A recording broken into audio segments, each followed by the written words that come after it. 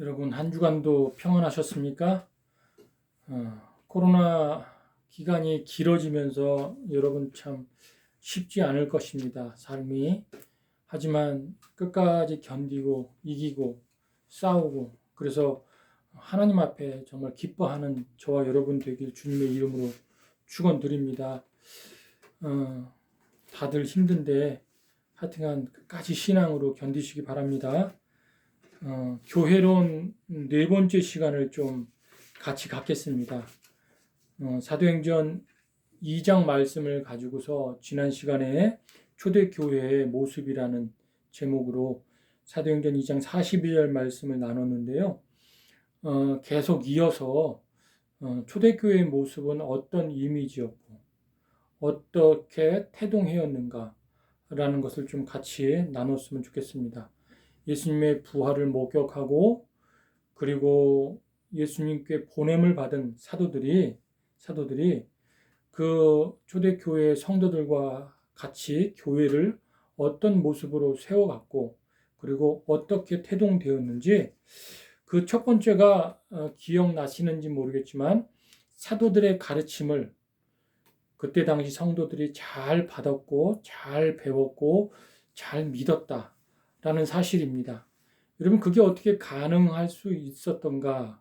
그것은 바로 초대교회 안에 성령의 충만한 성령의 임재가 있었기 때문입니다. 여러분 같은 복음을 들어도요. 어떤 사람은요. 믿어지지 않는 사람이 있어요. 이해를 못하는 사람이 있어요. 복음에 대해서. 그런데 어떤 사람은 너무나 이해가 잘 되고 너무나 잘 믿어지고 그리고 너무나 그 말씀이 잘 들리는 사람이 있어요. 그 이유는 뭐냐? 그 안에 성령의 역사 때문에 그렇습니다. 성령이 그 안에 임재하셔서 일하심 때문에 그렇습니다. 그래서 말씀을 들을 때에 막 감동이 되고 흥분이 되고 그리고 정말 머리에 망치로 딱 얻어맞은 것처럼 충격적으로 들리는 그래서 회개가 터지는 그러한 역사 때문에 그렇습니다. 자, 두 번째 뭐라 그랬죠? 떡을 떼며 교제를 나눈다 그랬습니다. 그 당시에는 떡을 떼며 교제를 나누는. 근데 이 교제가 그냥 단순한 교제가 아니라 이방인과 유대인들, 그 다음에 귀족과 노예들, 양반과 종들이죠. 그 다음에 남자와 여제. 그러니까 사회 통념상 서로 관계할 수 없는, 상종할 수 없는 사람들이 그 두꺼운 벽을 무너뜨리고 같이 교제를 나누는 그런 역사가 일어났던 것입니다. 상종할 수 없는 사람들이 함께 교제하는 그리고 함께 가족이 되는 함께 영적인 공동체를 이루어가는 그런 역사가 일어났습니다. 많이 배운 사람이나 적게 배운 사람이나 많이 가진 사람이나 못 가진 사람이나 함께하는 역사가 일어났습니다. 자, 세 번째는 오로지 기도에 힘썼습니다. 기도는 저와 여러분이 숨통과 같아요. 숨통. 숨이 끊어지면 죽는 것처럼 영적으로 하나님을 믿는다는 것은요. 호흡과 같고 숨통과 같아서 끊임없이 기도하는 거예요. 그래서 하나님과의 교제가 끊어지지 않아야 되는 거예요. 그렇게 오로지 기도에 힘쓰므로 그 기도의 능력으로 교회, 사도행전 교회는 태동이 되었습니다. 자, 오늘 이 시간은 계속 이어서 초대교회 성도들은 어떤 이미지 그리고 어떤 모습으로 살았는가를 함께 나누도록 하겠습니다. 제가 사도행전하고 사도신경하고 그리고 본문 낭독하고 기도하고 시작하겠습니다. 나는 전능하신 아버지 하나님 천지의 창조주를 믿습니다. 나는 그의 유일하신 아들 우리 주 예수 그리스도를 믿습니다. 그는 성령으로 잉태되어 동정녀 마리아에게서 나시고 본디오 빌라도에게 고난을 받아 십자가에 못 박혀 죽으시고 장사된 지 사흘 만에 죽은 자 가운데서 다시 살아나셨으며 하늘에 오르시어 전능하신 아버지 하나님 우편에 앉아 계시다가 거기부터 살아있는 자와 죽은 자를 심판하러 오십니다. 나는 성령을 믿으며 거룩한 공교회와 성도의 교제와 죄를 용서받는 것과 몸과 부활과 영생을 믿습니다. 아멘. 아멘. 오늘 본문 사도행전 2장 42절부터 47절까지의 말씀입니다. 그들이 사도의 가르침을 받아 서로 교제하고 떡을 떼며 오로지 기도하기를 힘쓰니라.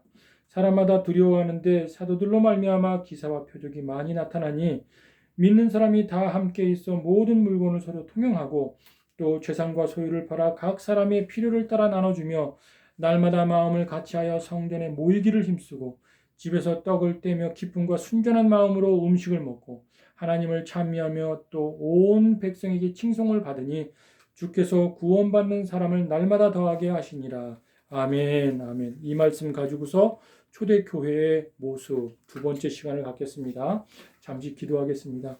하나님, 한 주간도 우리를 보호하여 지켜주셨다가 각자의 처소에서 예배할 수 있는 은혜를 허락하여 주심을 감사합니다. 코로나 시기에 이 예배가 더욱더 절실합니다. 이 예배를 통해 우리 용사들, 간부들 혼연일체가 되어 하나님 작정과 모든 생활에 주님의 영광을 위해 또 삶의 가장 아름답고 소중한 시간을 보낼 수 있도록 하나님 함께하여 주시옵소서. 위험 지역에 나갈 때마다 특히 최근 불모지에서 작업을 하는데 안전사고 일어나지 않게 주님 보호하여 주시고 우리들의 운명을 주님께 맡기오니 주님이 우리를 책임져 주시고 옳은 길로 인도하여 주시사 삶의 가치가 더욱더 상승될 수 있도록 은혜를 더하여 주시옵소서. 모든 염려와 걱정과 불안 다 떨쳐버리게 하여 주시고 오직 말씀을 붙들고 생명 되신 예수님을 더 뜨겁게 믿고 의지할 수 있도록 늘 주님 모시고 살아가는 우리 부대원들 다 되게 하여 주시옵소서. 오늘 함께 나누는 이 말씀에 하나님 다시 한번 은혜를 폭포수같이 부어주셔서 이 은혜를 가지고 살아가는 우리 부대원들 다 되게 하여 주시옵소서. 사랑이 많으신 예수님의 이름으로 기도드렸습니다. 아멘, 아멘. 자, 우리 초대교회의 모습은 어떤 모습이었는가? 우리 한번 43절을 읽어보겠습니다. 사람마다 두려워하는데 사도들로 말미암아 기사와 표적이 많이 나타나니. 자, 초대교회 때는 기사와 표적이 굉장히 많이 나타났습니다. 그런데 여기에 단서가 하나 붙습니다. 그 단서가 뭐냐면 사도들로 말미암아. 자, 사도들이 누굽니까? 예수님과 함께 동고동락했던 사람입니다. 예수님의 부활을 목격했던 사람입니다. 그리고 예수님으로부터 보내심을 받은 사람입니다. 그들이 사도들이에요. 그러니까 그 당시에 단회적으로 사도들이 그 당시에만 존재했습니다. 지금 목회자들이 사도들을 계승한 계승자다. 아니요. 그건 잘못된 말입니다. 사도들은 그 당시에만, 그 전에도 그 이후에도 존재하지 않았습니다. 그 사도들에게 두 가지, 주님이 이 사도들을 향한 목적이 두 가지 있었습니다. 그것은 뭐냐면 교회를, 주님의 몸된 교회, 그리고 신랑이요 신부된 교회를 처음으로 태동시키기 위해 사도들이 존재했던 것입니다. 예수님이 왜 그렇게 사도들에게 관심을 쏟고 가르치고 그들과 함께 생활하고 했냐면 주님의 몸된 교회로서 그들을 통해서 교회가 태동되기 위해서 그렇게 그들이 존재했고, 그 다음에 또 하나는 뭐냐면 그들을 통해 하나님의 말씀을 기록하기 위해서. 그래서 요한 사도를 통해서 요한복음, 요한 1, 2, 3서, 요한계시록 기록됐고, 베드로 사도를 통해서 베드로 전후서가 기록됐고, 바울 사도를 통해서 바울 열례서신이 기록됐고, 마태 사도를 통해서 마태복음이 기록됐고, 그 사도를 통해서 주님의 말씀이 기록되게 하기 위해서 그 시대에 바로 사도들의 기능과 역할이 거기에 있었던 것입니다. 그렇게 사도들로 말미암아 기사와 표적이 일어났다. 그것은 뭐냐? 바로 이 사도들로 말미암아 기사와 표적을 일으키면서 내가 내 교회를, 이 사도들을 통해서 내 교회를 세우겠다. 그러면서 그 공동체에 그냥 주님이 인증하시고 공인하시고 그리고 인치신 바로 그 공동체라는 거예요. 왜냐하면 그 당시에 구름대처럼 베드로가 설교할 때 3,000명이, 남자만 3,000명이니 여자, 노인 할 것 없이 엄청나게 많은 사람들이 구름대처럼 몰려 들어온 거예요. 그렇게 몰려 들어왔을 때 거기서 일어나는 역사, 방언의 역사가 일어났고 성령의 임재, 그리고 놀라운 그런 신비한 일들이 일어나는데 과연 이게 하나님의 뜻인가? 이게 과연 맞는가? 처음 닥쳐보는 것이니까, 처음 경험해 보는 것이니까 이들이 뭐가 하나님의 뜻인지, 뭐가 어떻게 돌아가는지 막 정신이 막 혼미할 정도로 모르는 거예요. 막 방황하고 막 배회하는 거예요. 그럴 때 사도들을 통해서 표적을, 기사를 일으키면서 이게 바로 하나님의 교회다. 하나님이 그렇게 꿈꿔왔던 교회를 이곳에 세우는 것이다. 라고 확증하는 거예요. 그럴 때 그 성도들이 여기 43절에 보면 사람마다 두려워하는데 두려움이 일기 시작했습니다. 이 두려움은 우리가 밤중에 골목길 가는데 어떤 두려워하는 공포심이 전혀 아니에요. 그런 두려움이 아니라 바로 부활하신 예수님이, 그리고 성령이신 하나님이 그곳에 함께 하시는 그런 경외함, 경건함, 그리고 존경함에 대해서 오는 두려움. 근데 초대교회 당시는 예배를 드릴 때마다, 말씀이 선포될 때마다 주님을 향한 경건함, 경외함, 존경함으로 가득한 그런 두려움이 있었습니다. 네, 안타까운 것은 오늘날 교회마다 예배를 드릴 때 그런 두려움이 사라지고 있어요. 경외함이 사라지고 경건함이 사라지고 주님을 향해 높여드림이 사라지는 그런 안타까움이 있어요. 하지만 초대교회는 그런 두려움이 있었어요. 여러분, 수천 년의 역사가 내려오면서 얼마나 악한 세력의 교회를 잔멸하고 무너뜨리려고 얼마나 애를 쓰고 노력을 했습니까?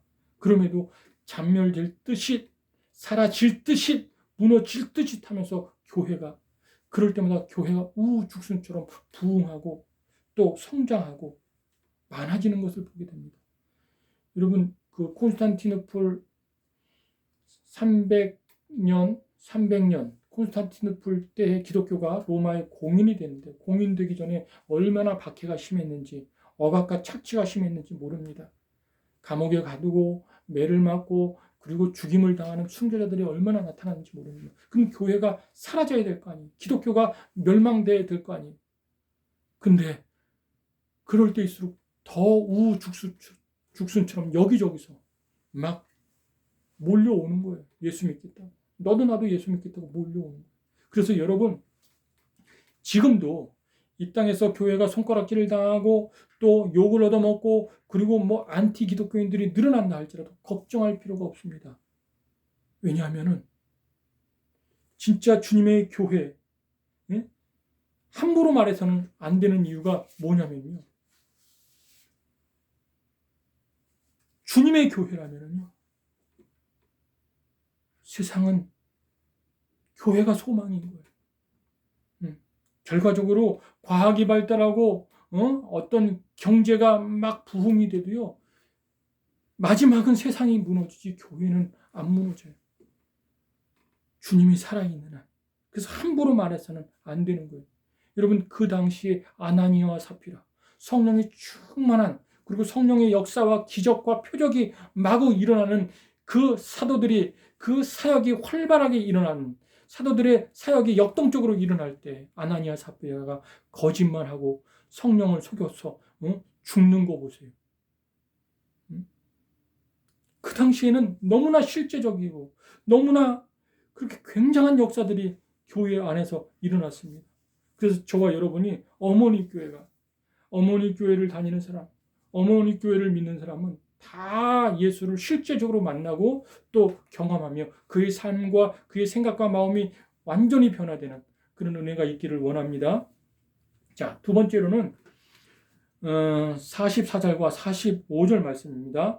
믿는 사람이 다 함께 있어 모든 물건을 서로 통용하고 또 재산과 소유를 팔아 각 사람의 필요를 따라 나눠주며. 자, 여러분, 이 말씀대로 하십시오라고 하면 저와 여러분 되게 부담될 거예요.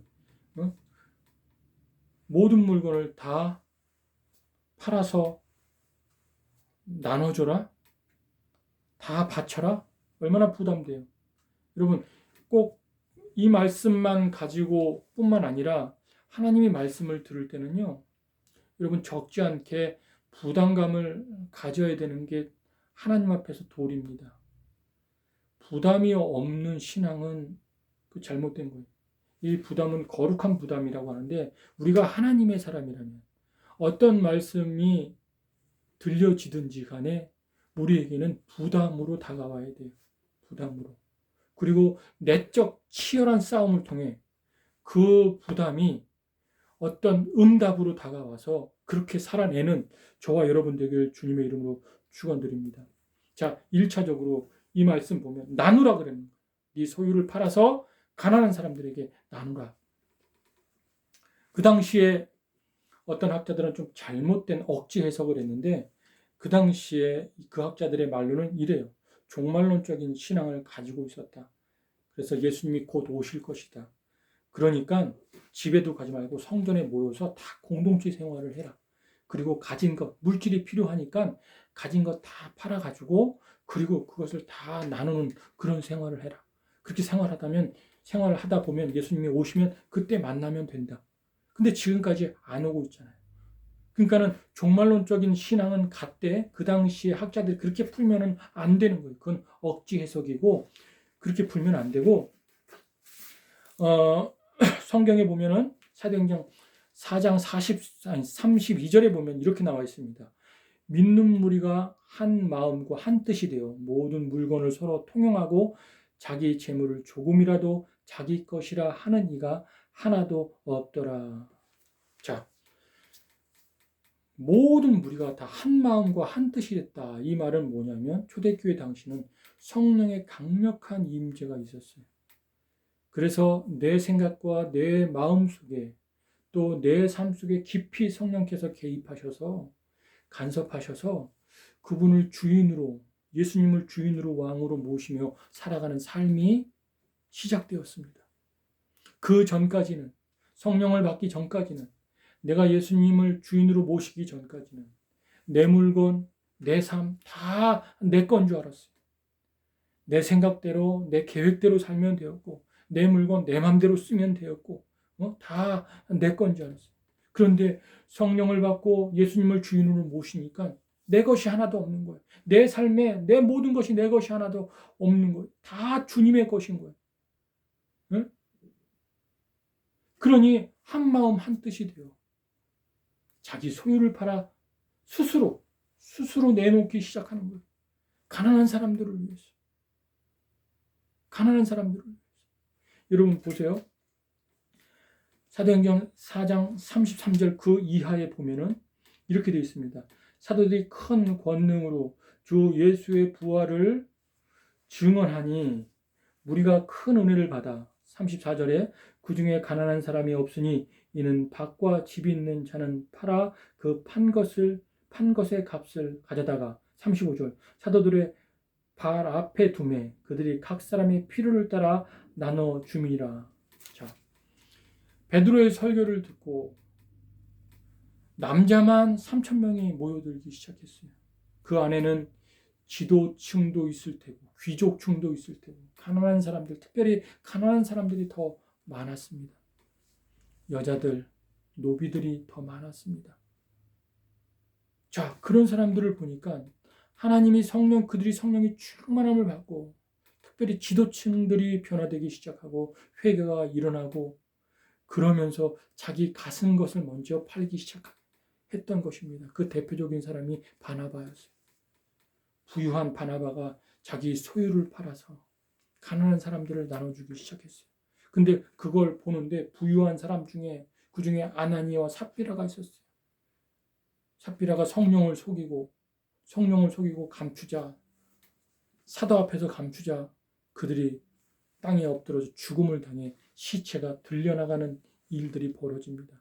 성령의 강력한 역사가 일어나니까 예수님을 주인으로 모신 사람들이 이제 하나둘씩 생겨나니까 마치 이런 것입니다. 큰 도나무통에 드럼통에 자기의 물건들을 다 가진 것을 다 내놓는 거예요. 내놓는 거예요. 이건 내 것이 아니다. 다 주님의 것이다. 그러면서 그들이 다 가난한 사람을 나눠 주다 보니까 가난한 사람이 없었더라. 다 평등하게, 다 잘 살고, 다 잘 먹고, 다 편안하게, 다 평등한 그런 사람이 되었더라. 그 공동체 안에. 네? 이게 바로 예수님이 꿈꾸는 공동체였습니다. 예수님이 그렇게 바랬던 공동체였습니다. 그런 공동체. 여러분, 이 나눈다는 이 말은요, 이 말은 갑과 을의 관계에서 갑이 을을 그저 동정어린 마음으로 도와준다는 의미가 아닙니다. 그거는 세상적인 구제요, 세상적인 나눔입니다. 성경적인 나눔은요, 그 나눔 속에 구속이라는 의미가 있어요. 내가 그 자리에 있었다라는 의미. 즉, 다시 말해서 내가 죽을 수밖에 없는 자리. 그래서 도움이 절실하게 필요하고, 내가 정말 구제받아야 그 사망에서 내가 빠져나올 수 있는 그 자리에 있었다는 거예요. 그 자리에 있었는데 어느 날 예수께서 부여하신 예수 그리스도께서 가난하게 되셔서 당신을 제물 삼아서 속량하셔서 나를 바로 그 자리에서 건져주셨다, 구원해 주셨다라는 의미예요. 그래서 단순히 물질을 주는 것은 단순히 물질만 주는 게 아니라 그 물질 속에 복음을 담아서 주는 거예요. 그렇기 때문에 내 자리에 있었던 내가 구제받아야 될 자리에 있었던 사람들이 나는 거기서 구제받았는데 쭉 보니까는 구제받아야 될 사람, 도움을 받아야 될 사람, 구원을 받아야 될 사람이 너무너무 많은 거예요.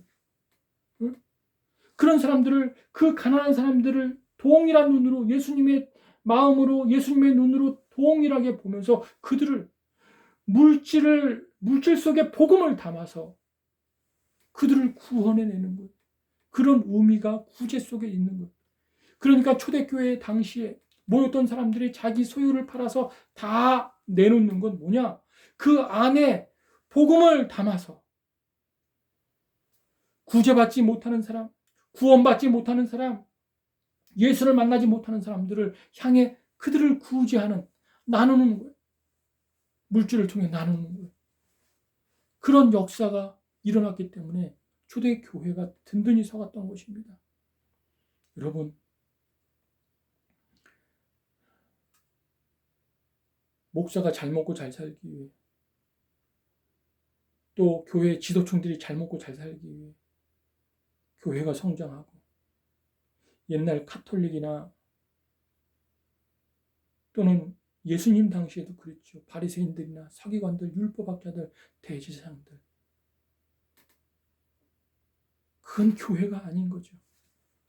예수님이 사도들을 통해 교회가 이런 모습이다라는 것을 지금 제대로 보여주고 있는 것입니다. 바로 나눔에는 그런 의미가 있습니다. 자, 이제 여섯 번째는요. 어떤 역사가 일어나냐. 46절 보면 날마다 마음을 같이하여 성전에 모이기를 힘쓰고 집에서 떡을 떼며 기쁨과 순전한 마음으로 음식을 먹고 하나님을 찬미하며 또 온 백성에게 칭송을 받으니 주께서 구원받는 사람을 날마다 더하게 하시니라. 자, 날마다 마음을 같이하여 성전에 모이기를 힘쓰고, 성전에 왜 모여요? 예배드리기 위해 모이는 거예요. 부활하신 예수님, 역사하시는 성령님, 그 성령님의 또 말씀을 통해 만나기 위해, 예배를 드리기 위해 모이는 거예요. 그럼 모여서 자, 집에서 떡을 떼며, 자, 그 예배의 모습이, 그 예배를 드려서 예수님을 만나서 은혜 받은 그 모습이 어디로 확장이 되느냐? 집으로 확장이 돼요. 집으로 확대가 돼요. 어떤 사람은 예배당에선 천사인데 집에서는 마귀예요.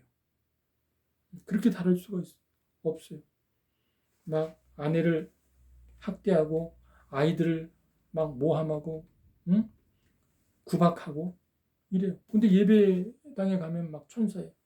어느 목사님이 그랬대요. 말씀을 막 천사처럼 그렇게 설교를 잘하고 말씀을 은혜롭게 잘 전하는데 집에 와서는 마귀 짓을 한다는 거예요. 늘 불만을 토하고 자식들을 야단치고 그리고 아내를 구박하고 그래서 아내가 우리 이사 가자고 강대상으로 이사 가서 그 강대상 앞에 살자고 당신은 왜 강대상에서는 천사처럼 말하고 집에 와서는 마귀짓을 하냐고 그런 이야기를 합니다. 아니요. 가정에 우리가 은혜 받은 증거, 우리가 구원받은 증거가 어디서 나타나야 되느냐? 가정에서 나타나는 거예요. 거기서만 나타나느냐? 아니 오늘 본문 말씀 47절에 보면 온 하나님을 찬미하며 온 백성에게 칭송을 받으니 이거는요 모든 사람 만나는 사람마다 세상 사람들을 향해 너무나 가슴 아픈 것은 오늘날 기독교 한국 기독교 기독교가 왜 세상 사람들에게 욕을 얻어먹어요? 왜 세상에 빛이 되지를 못하죠? 그게 너무나 안타깝고 너무 슬픈 현실입니다. 세상에 나가 더 잘해야 되는데 교회에서 좀 못해도 좋아요. 세상에 나가 더 잘해야 되는데 잘하지 못하는 게 너무나 안타까운 현실이에요. 세상 사람들보다 더 악하고 더 인색하고 그런 것을 보게 됩니다. 아니요. 초대교회 당시에 초대교회의 모습의 성도들은요. 집에서 떡을 떼고 또 일터에 나가고 또 사업을 하든 장사를 하든 어디를 가든 정말 성실하고 부지런하게 그리고 정직하게 살면서 교인의 성도의 아름다운 모습을 세상에 빛으로 비춰주고 보여주었습니다. 그래서 모든 백성에게 칭송을 받았더라. 그렇게 말씀하고 있습니다. 우리 어머니 교회를 섬기는 우리 성도 여러분, 어려운 시기 속에 여러분들 믿음으로 그 신앙이 자라나길 원하고 초대교회의 그 원형을 회복해서 여러분들이 한 해가 바뀔수록 날이 더할수록 더 이렇게 열매가 연그러지는 그런 신앙인들이 다 되기를 주님의 이름으로 축원드립니다. 기도하겠습니다. 하나님, 초대교회의 모습을 살펴보면서 우리가 잃어버린 초대교회의 원형을 회복하기를 원합니다.